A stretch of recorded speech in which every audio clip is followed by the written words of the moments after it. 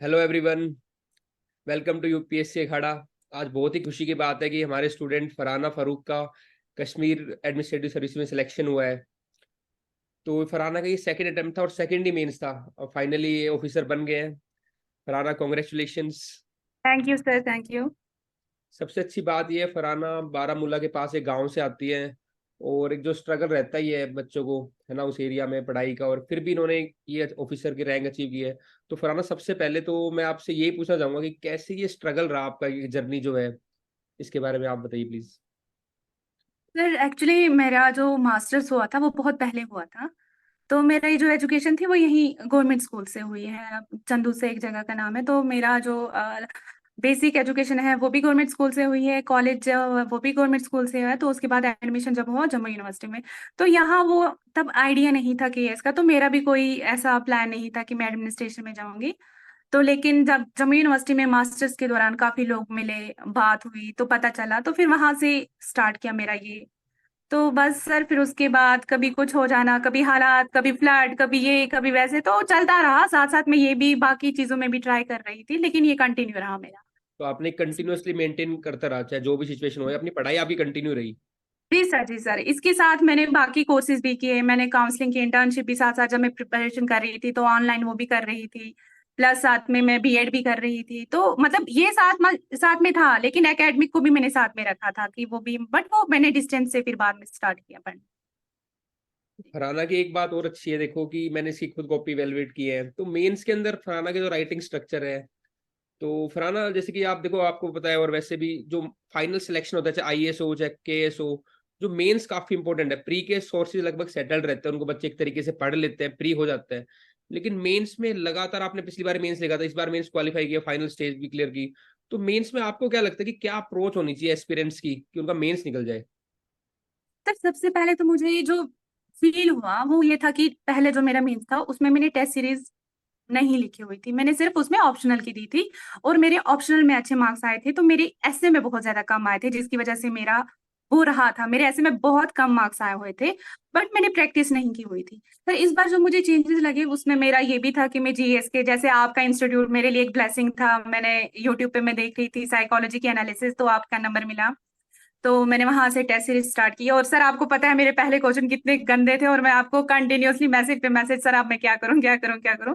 तो वो भी एक था। बाकी मुझे लगा, मैंने टेस्ट सीरीज मतलब टेस्ट सीरीज फ्री में ही ज्वाइन किए थे। एक आपका था और एक फ्रेंड्स को लिख के एक एक आंसर देती थी। बाकी ऑप्शनल में मैंने बहुत ज्यादा मेहनत की थी। एक ग्रुप मेरा और एक फ्रेंड का ग्रुप बना हुआ था दो, तो हम दिन में वो भी प्रैक्टिस करते थे, शाम को लिखते थे। तो मुझे लगता है पढ़ना साथ में लिखना वो बहुत जरूरी है। ऐसे आप सिर्फ पढ़ते हो तो आपको स्ट्रक्चर नहीं पता, आपके पास बहुत सारे आइडियाज होते हैं। लेकिन जब आप लिखते हो तो आपको आइडिया मिल जाता है कि हमें कौन से पॉइंट्स लिखने हैं और कितना लिखना है, और 2 पेज में अगर लिखना है तो कितना होना चाहिए। तो आंसर राइटिंग बहुत मस्ट है। तो ये जैसे कि अधिकतर बच्चे यही करते हैं कि हम पढ़ लेते हैं पहले, फिर करेंगे, फिर अगले साल भी पढ़ते रहते हैं, तो एक हिम्मत नहीं जुटा पाते आंसर राइटिंग के लिए। तो उसके लिए कुछ अलग से आप बता सकते हो कैसे वो हिम्मत जुटाए आंसर राइटिंग करने के लिए? जैसे मेरा एक्सपीरियंस था, मेरा ऑप्शनल साइकोलॉजी था और मेरी मास्टर्स भी साइकोलॉजी में थी, और मुझे लगता था कि मैं साइकोलॉजी में बहुत अच्छा कर लूंगी।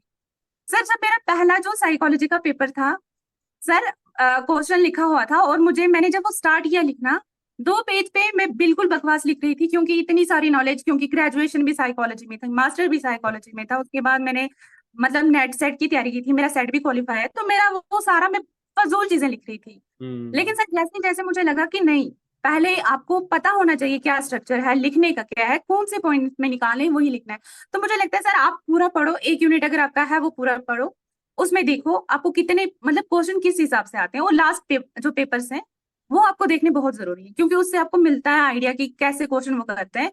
और उसमें से आप जब वो चीजें देखते हो, प्रीवियस क्वेश्चन पेपर, और वही आप जब लिखना स्टार्ट करते हो वही आंसर, तो आपको एक स्ट्रक्चर बन जाता है। तो अगर रोज के, अगर आपके पास काफी सारा टाइम है, तो रोज के 2-3 क्वेश्चन भी लिखोगे, आपको उससे भी बहुत ज्यादा हेल्प मिलेगी। जरूरी नहीं है कि आप स्टार्टिंग में पूरा पेपर स्टार्ट कर दो लिखना।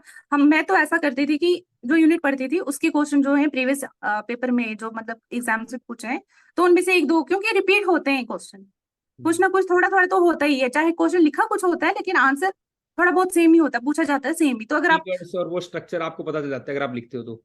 तो एक अगर आंसर का स्ट्रक्चर पता चल गया तो उसी से आपको आइडिया मिल जाता है कि नेक्स्ट कैसा होगा और उसको क्या लिखना है। थोड़ा ही डिफरेंस होता है कि आपको कुछ चीजें चेंज करनी पड़ती है। जी सर। ठीक है, तो जैसे लास्ट टाइम मेंस लिखा, इस टाइम आपने क्वालिफाई किया, तो क्या इस बार आपके लिए एक्स फैक्टर था या क्या डिफरेंस था जो इस बार आपका सिलेक्शन हुआ, आपको लगता है? पर इस बार जो मेरा काफी एक चीज रही है वो थी ग्रुप स्टडी, जो लास्ट टाइम मैंने नहीं की। सर मुझे एक प्लस पॉइंट लगा कि ग्रुप स्टडी जब आप करते हो, मेरी 3 फ्रेंड्स थी, एक का लास्ट ईयर हो चुका है और 2 हम जो अभी पढ़ रहे थे, और दोनों का इसी में हो गया सिलेक्शन। ठीक है। तो 3 फ्रेंड्स थे, अब तीनों ही इस फील्ड में आ गए हैं। तो मुझे लगता है sir group study, answer writing, और सर शॉर्ट नोट्स, आप एक दूसरे को पॉइंट्स पूछते हो कि अगर ये क्वेश्चन आ गया तो बीच में जब आप चाय पी रहे हो या आप लंच कर रहे हो या डिनर कर रहे हो, तो आप छोटे छोटे पॉइंट्स, अगर ये क्वेश्चन आ गया तो कैसे, तो सर मुझे वो लगता है कि एक दूसरे को जो पॉइंट्स बोलते हैं तो वो आपके माइंड में छप जाते हैं, तो फिर वो चीज आपको बहुत ज्यादा हेल्प करती है। और एक इन्वायरमेंट, आप कहाँ रह रहे हो। सर जैसे मेरा मेंस प्री मैंने घर से किया, हम्म। मेंस के लिए मैं एक इंस्टीट्यूट चली गई, वहां हमें कोचिंग वोचिंग नहीं थी बट सेल्फ स्टडी थी, लेकिन एक इन्वायरमेंट था वहां, सारे कि इसके लिए ही तैयारी कर रहे थे। तो सर वो एक चीज मुझे लगा कि वो बहुत हेल्पफुल थी। पीयर ग्रुप, एक एनवायरनमेंट, जी जी उससे सर, बहुत। इन्वायरमेंट ग्रुप, हाँ सर। वैसे कि एक सेइंग भी है कि आप जो होते हो, जो आसपास आपके 5 लोग हैं उनका एवरेज होते हो, तो एक हेल्दी जी एनवायरनमेंट होगा, आपसे थोड़े हाई लेवल के बंदे होंगे तो आप उनसे लर्निंग करते हो, तो अपने आप लेवल बढ़ता ही जाता है, एक मोटिवेशन भी मिलता है, पढ़ाई, एक जी सपोर्ट सर, भी होता है। जी सर, जी सर। और आपको पता चलता है कि आपका लेवल क्या है, आप जब 3 लोगों के आंसर्स देखते हो तो आपको अपने आंसर में खुद ही पता चल जाता है। जब आप घर से लिखते हो तो आपको लगता है कि आप बहुत अच्छा लिख रहे हो, लेकिन जब आपके साथ 2-4 और लोग लिखते हैं और उनके पॉइंट्स और आपके पॉइंट्स में कुछ चेंजेस हैं, कोई आपका अच्छा है कोई उनका अच्छा है, तो वो एक, और अगर आपके फ्रेंड्स वैसे हैं कि आप मतलब एक ही बन के पढ़ रहे हो, तो वो आपको बहुत हेल्पफुल मिल, मतलब उससे आपकी काफी हेल्प हो जाती और फरहाना की एक बात हो रहा है कि जब भी आंसर लिखती है तो कहेगी सर नहीं सर अच्छा नहीं है, नहीं बिल्कुल ही खराब है, फिर बार बार अपने आप को क्रिटिसाइज करती रहती है, फिर इंटरव्यू देगी तो सर मेरे से हो ही नहीं रहा है। तो फरहाना ये क्या स्ट्रेटेजी है आपकी, अपने आप को क्रिटिसाइज करना और फिर सिलेक्शन लेना, इसमें क्या लगता है आपको? है। सर इस पे मेरी काफी ज्यादा मजाक बन चुके हैं कि फरहाना ने रो रो के मीम्स रो रो निकाला हुआ है, नहीं। इंटरव्यू निकाला हुआ है। सर लेकिन उसमें आपकी बहुत ज्यादा मुझे लगा कि हेल्प है, क्योंकि सर जब मेरा मेंस था, मैं आपको कभी कभी रात के 11:30 बजे भी मैसेज करती थी, और सुबह जब मैं उठती थी आपका वॉइस नोट आता था, नहीं फरहाना आपने सही लिखा हुआ है। तो सर मुझे खुद फील होता था कि शायद मैं अच्छा नहीं लिख पा रही हूँ, क्योंकि जब आपकी फीडबैक मिलते थे मुझे और मैं देखती कि नहीं कि आपने कहा ये पॉइंट भी मिस है, अगर मुझे 3-4 पॉइंट लगे कि मिस हो रहे हैं, तो मैं सोचती थी अगर 4 पॉइंट एक क्वेश्चन में मिस हो रहे हैं तो मैं कितने पीछे हूँ।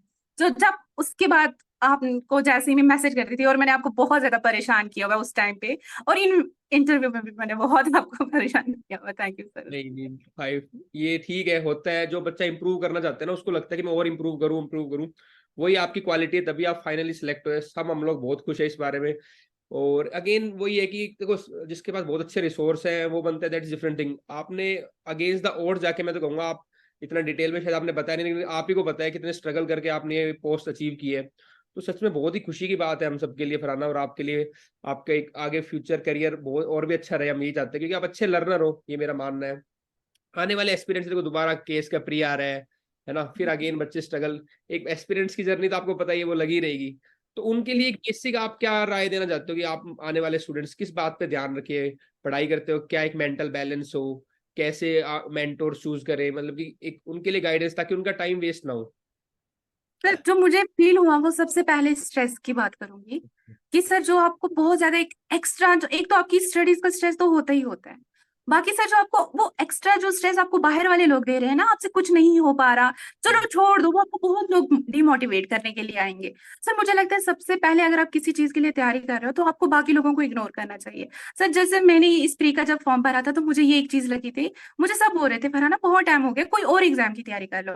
तो सर मैंने एक बार ये सोचा कि अगर फेलियर होंगे तो मैं होंगी, तो मुझे सबसे ज्यादा दुख होने वाला है, तो किसी और को वो दुख नहीं होगा, तो अगर मैं फेलियर हूँ वो मैं बर्दाश्त कर सकती हूँ, तो मुझे पढ़ना चाहिए। और अगर मैं इतने सालों से तैयारी करती हूँ, करनी चाहिए, तो बीच में छोड़नी नहीं चाहिए किसी का सुन के। सर पहले सबसे पहले खुद को आपको स्ट्रांग रखना है। सेकंड सर आपको कंटिन्यू रखना है, ये नहीं है कि कभी आप फेलियर, आपने सर मैंने बहुत ज्यादा हर एग्जाम में कहीं ना कहीं में ने वो चीज देखी है, तो ये नहीं सोचना चाहिए कि अगर हम इसमें फेलियर हैं तो हम कुछ नहीं कर सकते, अपने आप पे भरोसा रखना चाहिए। थर्ड आप कंटिन्यू रखें, अगर अभी आप कुछ चीज नहीं आ रही है, आप साथ साथ में, आजकल तो इतना ज्यादा यूट्यूब पे मिलता है। सर जैसे मैं, मुझे आपकी चैनल का कैसे पता चला, साइकोलॉजी का ढूंढ रही थी, साइकोलॉजी मिला, लेकिन साइकोलॉजी से नहीं कर पाई, जीएस का मुझे हेल्प मिल गई। तो सर ऐसे ही आपको इतने सारे चैनल्स मिल रहे हैं, आपको पीडीएफ टेलीग्राम्स में बहुत ज्यादा मिल रहे हैं। तो सर एक सोच रखो, जैसे मैंने ज्यादा नहीं पढ़ा था, मैंने साइकोलॉजी में भी बहुत कम पढ़ा था, जीएस में भी बहुत कम पढ़ा था, बट जो पढ़ा था वो मैंने उसके नोट्स बनाए थे, फ्रेंड्स के नोट्स मिले मुझे जिनके साथ मैं पढ़ रही थी। तो एक लिमिटेड रिसोर्स था और लिमिटेड तैयारी थी, उन्हीं को रिवाइज किया, उन्हीं को लिखा, उन्हीं का वो किया। तो मुझे लगा सर यही मेरी प्रिपरेशन थी। और सर मैंने साइकोलॉजी जैसे ऑप्शनल में मैंने प्रीवियस 10 साल के जो पेपर निकाले थे वो मैंने किए, वो मैंने सॉल्व किए, उनको मैंने मतलब जो भी उनमें पूछा गया था वो सारा मैंने पढ़ा।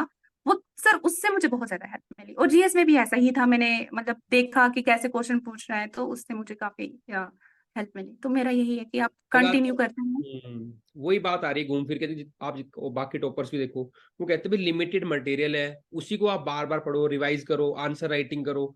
बस जो बच्चा इसको कर लेता है उसके चांसेस बहुत ज्यादा बढ़ जाते हैं पेपर क्लियर करने के।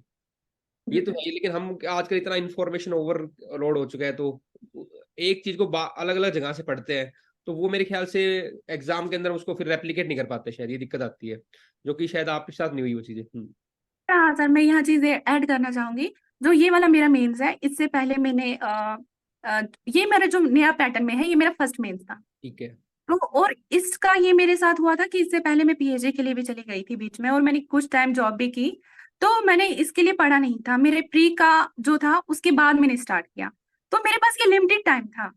ऐसा नहीं था कि मैंने एथिक्स बहुत पहले पढ़ी हुई थी या जीएस सेकंड मैंने बहुत पहले पढ़ी हुई थी। प्री के बाद मैंने ये चीजें स्टार्ट की हैं। और वही जो है कि लिमिटेड रिसोर्स था, उसी को रिवाइज किया, करंट अफेयर्स पढ़े, फ्रेंड्स के साथ हेल्प ली। मैंने सर हर एक से हेल्प ली है। मैंने टेलीग्राम पे मुझे कोई साइकोलॉजी का स्टूडेंट मिल रहा था, मैं उसको हेल्प के लिए बोल रही थी।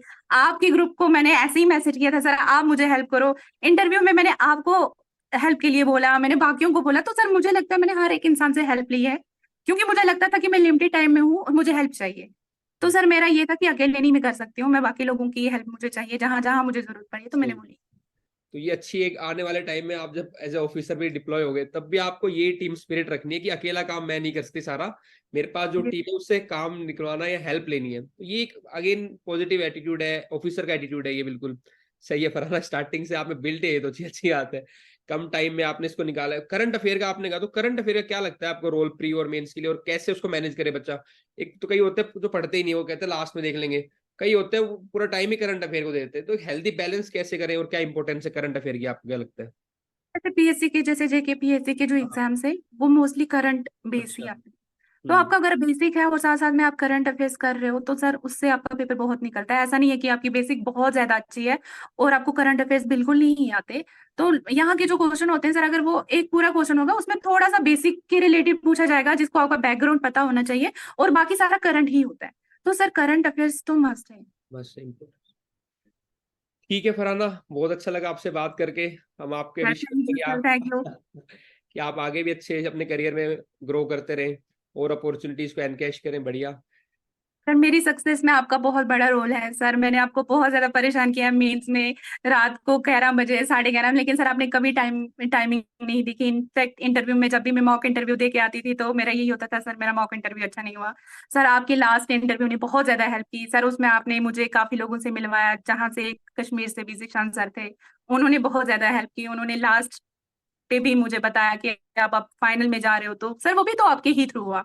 तो thank you so much sir. और सर सबसे बड़ी बात कि मेरा जो आपके साथ था वो फ्री में था। सर बहुत कम लोग होते हैं जो फ्री में ऐसे करते हैं सर, ये चीज मुझे बहुत ज्यादा मेरे लिए इफेक्टिव थी। Thank you so much. मैं तो बहुत खुश हूँ, बल्कि आप अगेन मेरे को ये लगता है कि मैंने किसी ऐसे बंदे की हेल्प की जो बहुत दूर था, है ना, और उसका सिलेक्शन हुआ, और that too being a girl भी सोसाइटी में फर्क पड़ता है उसी को। आपने उस सबको ओवरकम किया, तो जब आपका सिलेक्शन हुआ तो मुझे सच्ची में बड़ी खुशी हुई थी इस बात को लेकर फरहाना। और आपके एफर्ट सच में बहुत ही अच्छे थे। ठीक है Farhana, thank you very much, thank you. Thank you sir, thank you. Okay.